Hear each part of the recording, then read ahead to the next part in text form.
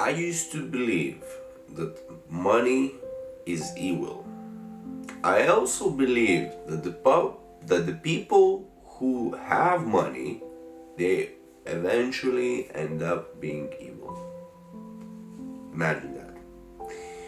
It's just a secret recipe for being poor, right?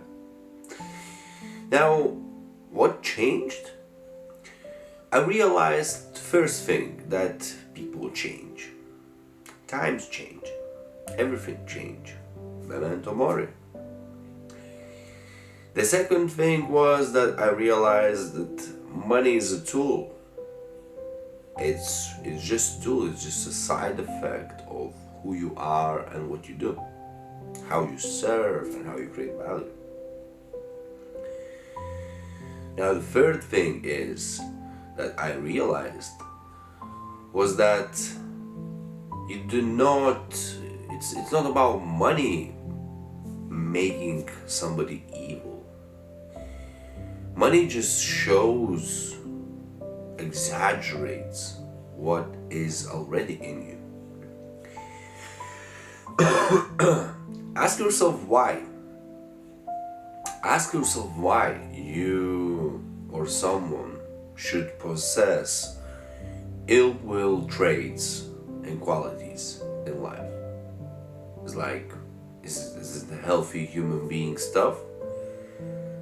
Or it's something unprocessed. It's something misunderstood, because the more peaceful you are, the more silent your mind is, the more creation is coming from you, is the less ill will you have. And unless you use words, it's just, or I don't know, to explain your feelings, your thoughts, your actions, and then you have unprocessed stuff. You have a negative charge in you that is coming from an emotional wound, and you walk in life and you bleed on others.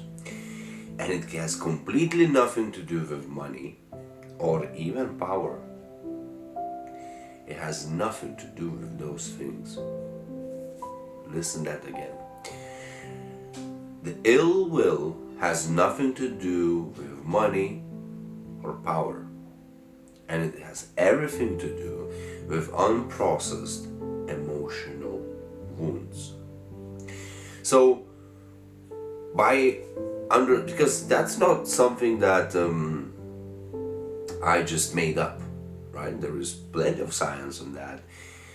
There is plenty of philosophy on that, and there is definitely a rational way of kind of saying, okay, yeah, that sounds something, because we are all born with nature and nurture, and even nature that we kind of get, like our genes, are coming from our ancestors, and the emotional wounds they had occasionally passes on to us.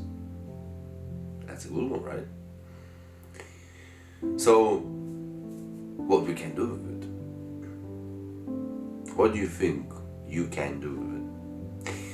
I talk more about unbecoming, unlearning, and really making those steps to become the one who you can be, with clarity and understanding why you are the way you are, why you think the way you think, why you feel the way you feel, why you make decisions the way you make decisions, why you have this perspective to life. And if you're not worried about why you have these things, how they formed, how you consciously, with free will and independence, you make these decisions of, I'm standing for this, I'm believing in this, that's how I feel about this, and you justify it without having rational conversation with yourself. Are you really living?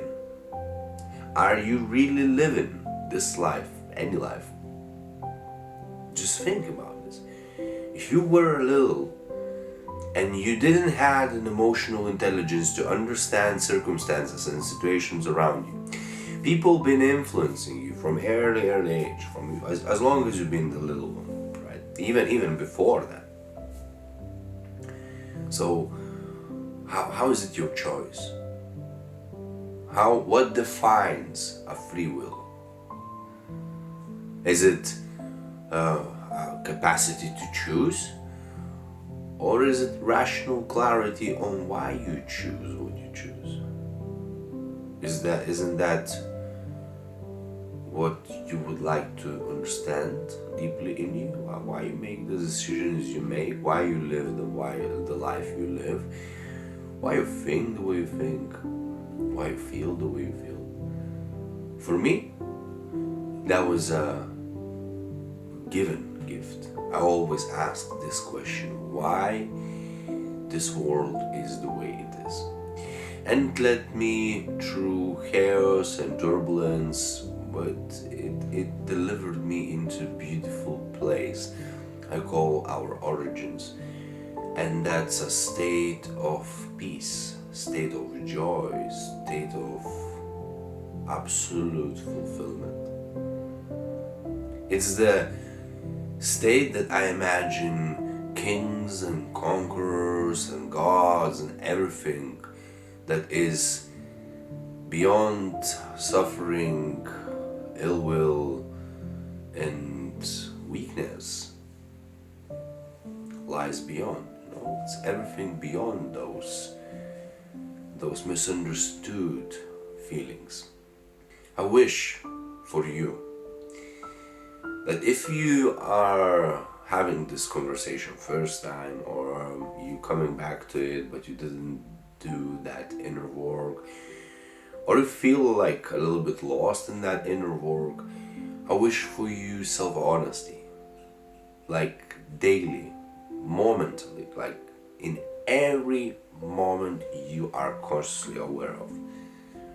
Deep, deep, deep self-honesty. That's what really is unique about Phoenix Protocol. The Phoenix Protocol I created in 2022.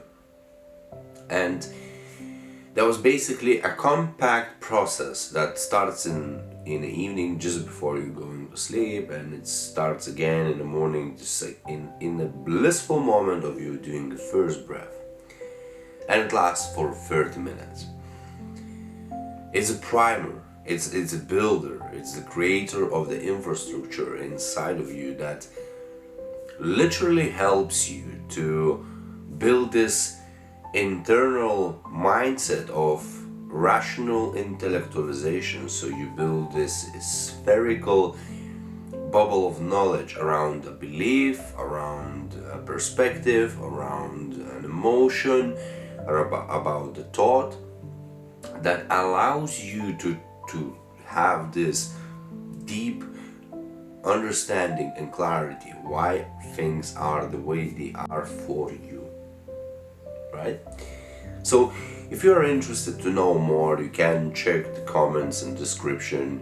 And if you feel like my videos are opening up some questions for you, if they're inspiring, they're bringing you a sense of a clarity, a sense of peace, a sense of a challenge sometimes, then like, comment, share, subscribe, follow, and join the conversation, join the movement, because that's collective. That's collective. So let's support, love nature, and walk on this path together.